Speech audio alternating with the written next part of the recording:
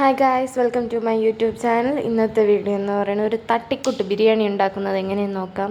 First gas കത്തിച്ചു, ഒരു ബിരിയാണിക്കായിട്ടുള്ള ഒരു പാത്രം വെച്ച്, പിന്നെ ഓയിൽ, നമ്മളെ വെളിച്ചെണ്ണ, പാമ്പ് നിങ്ങൾ എന്താണ് ഉപയോഗിക്കുന്നത് അത് എടുക്കുക.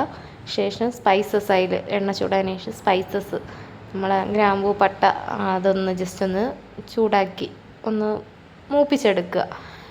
മൂപ്പിച്ചെടുത്തതിന് ശേഷം ഇത് മൂത്ത് വന്നതിന് ശേഷം എന്ത് ചെയ്യുക, കുറച്ച് വെള്ളം, നമുക്കൊരു അളവൊന്നുമില്ല, എനിക്ക് പ്രത്യേകിച്ച് അളവൊന്നുമില്ല. ഞാൻ എന്ത് ചെയ്യും, ഞാൻ ഇടുന്നത് 2 ഗ്ലാസ് അരിക്ക് 2 കപ്പ് വെള്ളം എന്ന് പറഞ്ഞാൽ, ഞാൻ ഇപ്പോൾ ഒഴിച്ചില്ലൊരു ബൗൾ, ആ ബൗളിൽ 2 കപ്പ് വെള്ളം, കുറച്ച് ഉപ്പ് ഇട്ട് അത് എന്ത് ചെയ്യും, നല്ല രീതിയിൽ തിളയ്ക്കാൻ വയ്ക്കും.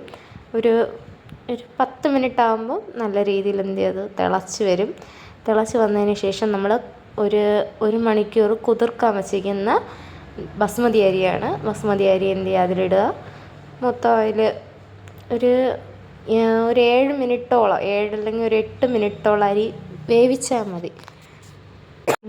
പിന്നെ അരിയൊക്കെ ഒന്ന് തിളച്ച് ഏകദേശം ആയതിന് ശേഷം ഞാൻ ചെയ്യുന്നതാണ്, എന്ത് ചെയ്യും, വറ്റിക്കൂല അരി, എന്നാൽ ജസ്റ്റ് നമ്മൾ അരി ഏകദേശം ഒരു 7 മിനിറ്റ് ആകുമ്പോൾ തന്നെ പാതി വേവാവും. അരി എന്ത് ചെയ്യും, വടിച്ചെടുക്കും.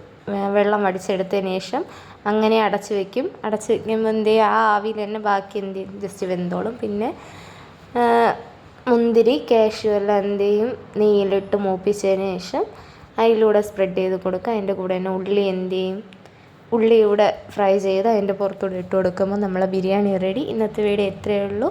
എല്ലാവരും ചാനലൊന്ന് സപ്പോർട്ട് ചെയ്യണേ. ടാറ്റാ.